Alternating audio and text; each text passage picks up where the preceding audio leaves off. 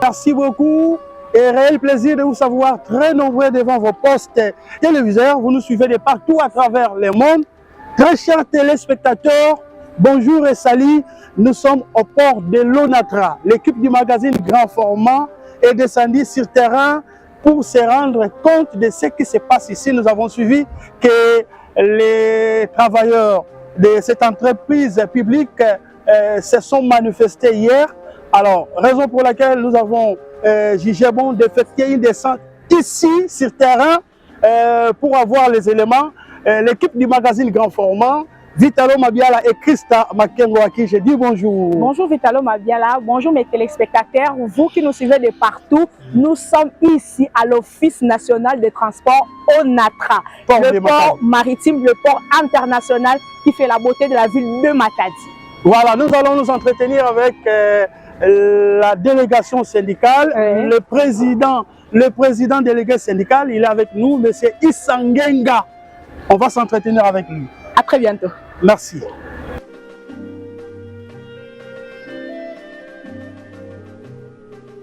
Merci beaucoup à Chirac Lupasa qui est derrière la caméra. Alors, sans plus tarder, nous allons recevoir l'équipe de la délégation syndicale de l'Onatra, port de Matadi, conduite par le président Isangenga qui est avec nous. Nous allons nous entretenir avec lui.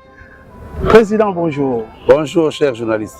En tout cas, tout le balingala pour permettre à Batunion de comprendre ma caméra. Très bien. Voilà. Alors, sans plus tarder, il y a Bissabiso, ni les autres cas à port, il y a Matadi. Ni les autres cas à cause de à travers la République démocratique du Congo.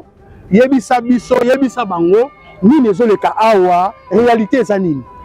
Merci, chers journalistes. Avant que nous yebisa ni nangozo le cas awa, na ligne d'abord oyeba ke biso na Matadi, nous avons 3 délégations syndicales. Nous avons la délégation syndicale à port, on a un président.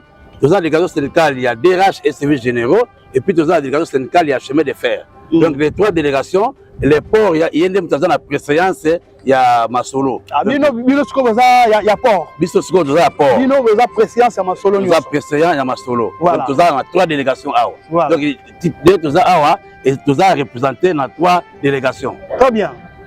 Alors, les cas awa, bino awa ezalinde mutu makasi, il y a MCTC. MCTC ezali entreprise privée oyo azui parc à conteneur ya Onatra, donc ebani na pile 5, pile 6 oyo convention basina qui na contrat basina qui na République démocratique du Congo na MCTC pour ba pesa bango pile 5 na pile 6. Et bazui pile 5 na pile 6 na moi mikolo muke ba moni que nos partis bazoi kwana eza muke pour parc ezaka na pile 5, pile 6 na pile 7. Baluki bazwa siko na 7 wana basali mikanda lokola baza bato bazondimela bango partout to ebite pona nini ba accorder bango pe pile 7. Donc bazwa pile 5, pile 6, pile 7 na parc non c'est conteneur. Le parc wana eza na 60 000 mètres carrés oyo bango bazwa. Alors siko ndenge bazwa ki yango ndenge toyokana liboso na ba PV to signa ba accord to signa oyo fo basala ba bazwa yango esalema nango te. Mais tout le monde qui gouvernement ya RDC et ya qui na bango na force publique ba côté bango na nenga makasi et les gars qui n'ont déjà sikoyo lelo bango e ba ye ba moni que non pour pas travailler très bien selon bango na modernisation au baniba mema il faut pas avancer que de 30 mètres donc nenga qui na biso za na forme linéaire nenga belge da tongango et qui na tout droit boyer bango siko baniba sala ba avancer que la carte ya mai donc de 30 mètres. Pour avancer de 30 mètres, il faut que l'expert n'ango ya mai bayeba que non est-ce que c'est possible, est-ce que ekozala conséquence té bango basali yango na ndenge na bango nano ba bengisi ba matériel nyonso oyo et que ça l'avancée de Kewana. So et matériel est c'est comme la deuxième tour bakende ko solo la na expert au Italie 7m. Et ba côté na solo expert ba partir sur qui représenter 7m à lobby na fleuve ba avancer raquette. Surtout fleuve oya biso. Tala neko telemi awa so tali ngambu eza musika te. Donc la fleuve na biso ba avancer sur 30 mètres na kati ya quai 30 mètres na fleuve. Donc ba réduire d'abord largeur il y a fleuve. Alors ceux qui avancer que wana ndenge belge atika ba ko avancer que na fleuve te même yemoko belge pour tonga que oyo atonga na fleuve te atimo na mabele atimo na mabele pour atonga ba que oyo so bango e balinga avancer 30 mètres wana 7 malobi na bango ezali impossible. Pourquoi? Parce que vous avez des conséquences ébélées. De ce avancer que na pi 5 na pi 6 wana que 4 na que 8 et comme ça la soute pour moi ba navire accosté exact. Ce qui va avancer que de 30 mètres va réduire l'argent à fleuve dans la lobby et puis ba lobby fleuve na biso ça deuxième fleuve le plus puissant du monde en débit. Donc et comme ça là que courant marin donc puissance mai et comme makasi mingi navire ko kaso ko matate ko na chodo d'affaire. Donc on a bengu pour navire mata et comme ça il faut navire batindika on a remorqueur pour mai comme trop puissant. Donc voilà les deuxième élément. Troisième élément, ba navire c'est que on a ba expert ba lobi ndengo. Expert devant tout le monde. Ba expert oh ils a 7m. 7m, directeur d'exploitation à 7m. Voilà. D'ailleurs pendant les pourparlers vice-premier ministre des Transports Jean-Pierre Bemba a tuna qui est pour erayo qui oyi azolo batuni ba mbula boni yo sai na 7m na exploitation na pilotage abi 22 ans mais na 7m na 34 ans abi voilà c'est un expert. Donc bango ne bazoloba que eza impossible ko avancer que na fleuve. Donc ba conséquence dans otangela yo na comme na 3e navire eza pile 9 na pile 10 pour ebkende et matarati na pile 1 pour baluka. Alors et akokima 30 mètres wana so pe navire eza na quai akokota benga na 4 ya fleuve. De pour baluka akosila sur sa course na ye na ngambo. Voilà. Donc akeno kwa na ngambo kuna donc ba incident ko za lebele. Ba lobi susu que non na 2023 il y avait inondation na Congo. On na Kinshasa même na nzela na maya njili tondaki inondation est comme tina matadi. Donc biso na matadi que mona na kasute. Mai est comme côté dans magasin. Alors so batongi que avancer wana ce qui inondation les zongi. Donc ba navire hôtel de maté ti kino mai ko kita. Donc ba lobi awa eza impossible pour avancer ke wana. Biso no stoyoka ki yango mais c'est MCTC le corps matériel bango biyelaki. Le corps appelle ba linga ko yoka la même gouvernement té. Babi ba avancer kaka ke yango. Mais Jean-Pierre Bemba excellence à Monica oui il a fait passer à ça la qui descend. À Monica il fait ça descend sur le terrain. Pour tout ça la simulation de Tom Mekango sur place voilà. OK à 5 na 7m aya na ba boué na kasi bomoni ba biloko ya rouge dans la kata mai donc les ba boué ba tsango à 30 mètres na mai OK comme ça base un navire ba tel na 30 mètres wana et que les gens ba 60 65 mètres comme ça parce que on a essayé donc il ça ne ba essayer OK comme ça navire monsieur tellement na pile 9 monsieur tellement na pile 3 comme ça ba ça essaye navire monsieur eya a tellement na 4 et puis a tellement na 8 et à un moment donné ba essaye ba ko ça malgré jour wana navire na pile 3 ezala quitté navire na pile 9 ezala quitté et on peut faire tellement na place à 60 mètres wana ezala quitté ba mega ki navire moko ça essaye à ko biso to mona ki échouaki. Donc tout ça même 3 heures du temps on a causé na navire et quitté yango ba beno ko bolela esimbité yango to ba biso esimbité en présence ya Bakondi VPM Jean-Pierre Bemba gouverneur de la province président de l'assemblée provinciale DG Onatra DG à 7m maire de la ville donc nous va continuer sur très amona kike esimbité amona esimbité côté navire yango ezosimaka te excellence Jean-Pierre Bemba akekota na mutuka avandi na ipo amonika azozela navire telema donc pour etelema bazwaki remorqueur aye atindiki ye ti atelema. Cela veut dire et simbaki te yango toyembaki et simbité. Mais malgré simbité wana bango balingi kaka batonga kaka. Donc balingi batonga déterminé batonga ba réunion avant Jean-Pierre excellence Jean-Pierre Bemba akende ba réunion. Alors s'il vous plaît, ma conséquence nini oyo pour raison de courir to biso no tozali ko courir soki ke wana etongami ba conséquence ces animes et soki etongami ba navi pas mata awa et cause la problème. Donc à partir de Chordo d'en faire mayo comme on a trop puissant pour réduire fleuve et comme trop puissant ba navi ko va matater. OK ce qui peut mayo mati. OK ce qui mayo mati ke wana comment on a té donc ce ma période ce qui mayo mati que ce monde a été ba navi et comme matater pour tellement c'est ba tout à avancer à Kewal pour retourner en béton. OK exactement ba que flottante ba que flottant mais ba retourner en béton.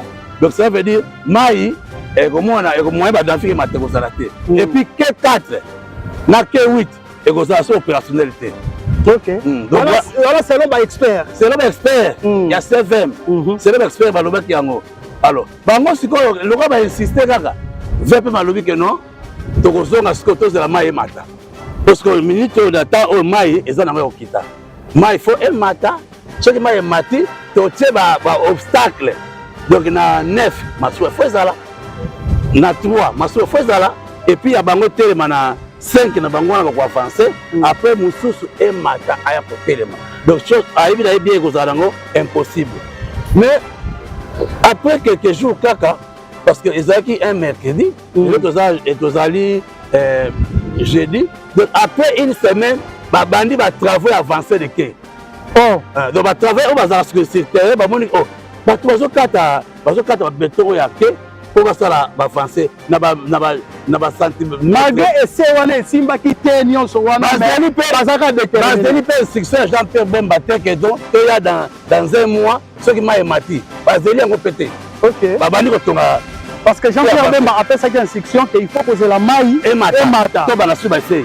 OK mais bango babandi kotonga yango tomoni que non depuis le 27 juillet 2024 baya kozwa ke oyo bakinataka de violation en violation donc on est sur yokana bazo respecter en côté donc bango toyebi te soutenu par qui parce que monaki même ambassadeur français ayaki et par la bango kuna toyebi te soutenu par qui ti le bazo sa o bango balingi basala yango biso toza bana mboka conscient mboka lobi et loko so bo sepe nango te il faut qu'on revendique yango donc tolobi d'une manière pacifique alors yango tomoni que non il faut pas arrêter ba travaux na bango nyonso toujours la table de négociation parce que lelo ba conséquences en dehors oyo lobi makamba mai biso ba on attend toujours futa masite donc ne bazaki ba ke wana pas que notre conteneur nous on ne reçoit plus de conteneurs donc comme on dans lelo to mega ko ba la part oyo ko tongango yo mo boni que nos magasins atobuka to suki to zano bo sisa ko tongango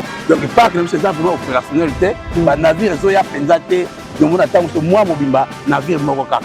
Donc la difficulté par conséquence grave parce que tu as foutu à mater donc pour te foutre comme une passe pour le rejoindre la recette des sous diminuer parce que les poumons pas de conteneur on a des poumons on a très bien donc il y a un moment tosengi tozonga na table de négociation pour toyokana ndenge ebandela ki depuis kala ba respecter dans l'état contraire bakende na bango batika onatra évoluer nango petit maloba et pas ya concert na ngai Christelle Makengo président balobi bino boboyi nde modernisation ya port balobi bino bozan motema likundu bozosepela te na boyei ya MCTC awa na kati ya port ya onatra babi eza haine badiscours babi eza tente kaka ya haine yo ozo répondre ni na répondre de boye on a travaillé ça entreprise à l'état place tozali oyo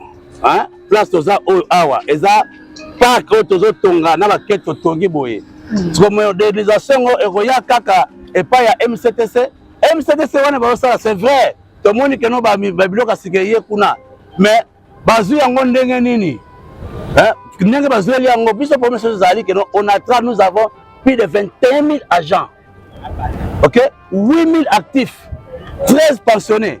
Dans les 13 pensionnés, ils ont 3000 quelque chose comme ça. Oh, bazar va pensionner debout. Le babino bazar retraité. Ok, ce que kolongola mbunyo sowana. Les autres ba MCTC. Mais quand on sait ça qu'on a fait, il y a 10 pour le bango bazar sous 8 na 9. Donc à tout ça dit que bazar déjà 5. Ce qu'on a battu, il y a 13 000 et 21 000 agents, 8 000 actifs. So, il y a une modernisation, la modernisation est où tu n'as pas de bango. Bon, président, il y a région au Kangela Bango porte, il y a sous-souté. Tu as Kangela Bango porte pour la nini, pour oh, bango bazo sala, ceux qui vont avancer, Kewana, biso la kera, biso sous la sauté. Donc, ça va avancer, Kewana, na 5 ke totiga nango, mi balé longue sous. Donc, totiga na 3 ke avec 21 000 agents. Attends le mot. Mais président, il m'a relayé que c'est une simulation de ça qui a simbaki ndenge bino bozo ba ke simbité. Dans l'opinion publique, tout le monde a un message là véhiculé mususu. Oui, parce que yango tozo sala interview o tozo sala émission o. Poto contredit o zo l'Obama. Depuis le 17 simulation salimaki awa. O simbaki te. Lobi ka le 24 tomoni excellent Jean-Pierre Bemba a sali rapport à comme le Premier ministre. Donc pendant une semaine, rapport est sali maté. Pour quand on est sali moi incident oyo, yango la sali ne lettre ou rapport wana. Mais dans rapport wana, na côté de la yango po ezana jusque là tout le monde ba téléphone. OK. Rapport à sali wana, a lobi que non ba essayer simbakité to ko bandela so mususu soki ma emati. Donc yemoko muto ayaki na makambongo, excellence premier vice-premier ministre a lobi que non et simbaki na ngote. Donc, biso te batolobi yango. Biso te réagir par rapport et donc simbité. Pourquoi vous forcer yango? Que forcer les alliés par rapport on a trahi disparaître. Donc bazo ça rapport on a trahi disparaître. N'habite ba vignon ça bateau ça on a trahi et to vivre ndenge nini. Yango je cause sur un paiement pour rester des assoutés. Ils ont droit na bango te parce que baza na contrat ils ont lié bango na on a tra. Ceux qui ba tongi est-ce que baza dans le nord mais ou pas? Ibino mte ma passe pourquoi? Non, biso te. Biso te boyi te que to biso te boyaki. CV mukolo mai. Mukolo wana ezaki na 4 pilotes da 4 navires. Babina ba expert oui mundele. Ouais. 4e azaki mundele. Ye abi no ya ko temisa navire. Mais alebisaki vice-premier ministre akoki ko telema soute avec contre mutuka vanda po ezo telema kati. Awa ko temisa navire et ça rango 5 minutes 10 minutes. Mais jour on a plus de 3 heures de temps navire ezo telema te. Est-ce que on va réussir? Et si Magita? Merci beaucoup, Christa Makengo, pour la raison de Maloba. Alors, avant que tu continues la question, Soussou, président, tu constates tant que tu as aboué, tu as mis bangote basalité. Et puis, lobby, bosalaki ba réclamation. La réclamation, la bine ezalaki nini. Et puis, nini sali que bango lelo basalate parce que la moni basate. Oui, bazo salate parce que biso za bakoro lupango. OK? Contact au Sénégal bango. Ne baza na bazui parti oya batongi te bazui parti oya biso na kati ya ndako donc avant ba kota epa na bango faut lekela epa na biso to sala ngo problème te bango lelo poto le kaka na servitude eza problème donc en général le kaka na servitude pour to za na pile 8 na 9 na 10 ans na biso donc surtout longo na pile 4 côté faut to le to traverser parc wana et bango ba sala ngo problème. Et le lot moni que non, les camps avancés de Kewana, tout le tiré le bango. Bissoura tu vas perdant. Yango to boya qui va continuer ko avancer et puis to kangi na libanda. Donc bango ne bazana 4. Biso kangi na libanda et pas na biso. Po ba kota te ba bimate. Yango to sala ki lobby. Ou yango to sala ki lobby. Et zo continuer til lelo. Au lobby boye. Parce qu'il y a de violation en violation. Donc yambalo to vanda, to bandela. Masoto ba ke biso compte biso on a teza nini na MCTC o ba tongi wana. Pour ça la bino eza bo fanda to bandela contrat. Ou to go bandela masolo. Voilà. Photos to ke da ba vena. Ba respecter auto signer ki biso na bango. Eza mikanda to signer ba PV zali. Nini bo signer ki na bango. PV to signer ya ba concertation to vanda pa na bango pendant plus de 30 jours. Nini oyo bo solo la nini bo signer. Bango bref. OK, il y a les bossés à partenariat. Donc il contrat de mise en concession et comme un contrat de partenariat public privé. Gagnant gagnant. Donc il fallait chaque partie ait na ba part na d'actionnariat. Voilà. Ba comptabiliser on va tala nini ya ko gagner nini ya ko gagner. Donc to za kuna. Fisco et salématé. Ok. Ok. Redevance fixe na variable. Donc on a redevance ville, c'est-à-dire quoi? Il faut pas foutre la parc wana. Ok. Parc wana est à 60 000 mètres carrés. Ok. Bango na contrat initial ba comment qu'il faut foutre à $10 par mètre carré l'an. De l'amboula on va foutre à $10 par mètre carré. Or ils a 60 000 mètres carrés. Donc à 60 000 mètres carrés on va foutre à $600 l'an. Cette division par 12, $50 000 par mois. Donc tous aura $50 000 na parc wana. Or tu regardes bango que non, ndenge bosali na contrat initial, il faut to revoir yango. Eza mbongo moke o bopesa biso. Tisiko esalemate. Redevance variable. Eza ndenge ba contrat no yela kuna na flux wana ko modifier redevance variable. Le bazo foutaka 9 000 ou 8 000 par mois. Redevance variable. Or biso parc wana ezaki ya biso. Tous va plus de $3 millions par mois. Sur les bazo foutaka biso $59 000. Ata yo moko ndima makambo ndenge yango tobi il faut tozongela na makambo wana ya mususu ezali keno ndenge za wana park wana za wana ne baza bayana eloko te toyokani na l'état tiraki biso fonds social fonds social wana ezali façon ko compenser po tokoka ko désintéresser na ba retraité na biso mais bango nde baza na fonds social ngo ezala corridor ouest nyonso donc bango bakofuta on attend ko futa les gens ba conteneur awa MCT ko futa na lufu partout un conteneur et contre dans le corridor ouest mais bango ba tout ça bazo futa mais bango bazo futa ba boy na bango très bien et donc yango to boni eza des violations en violation il faut tozonga na table de négociation pour te respecter ba corps auto signaki entre biso na bango et je vous informe ba corps wana ba bana ko boy ko signango so na bibi so le PV a komona keno premier jour to signaki yango ezalaki c'était 10 juillet bah signaki sous réserve.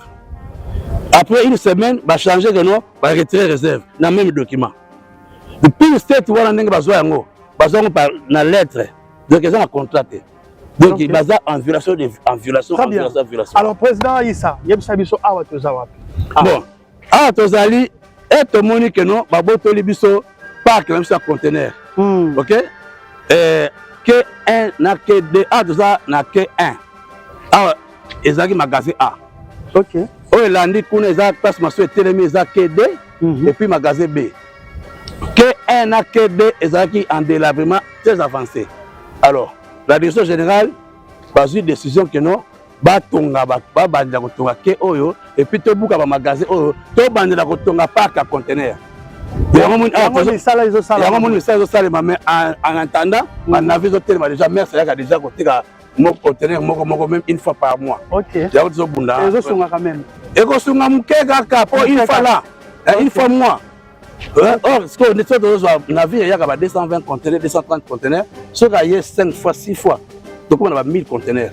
Mais au dessin donc du coup la belle donc le collision belle. Très bien.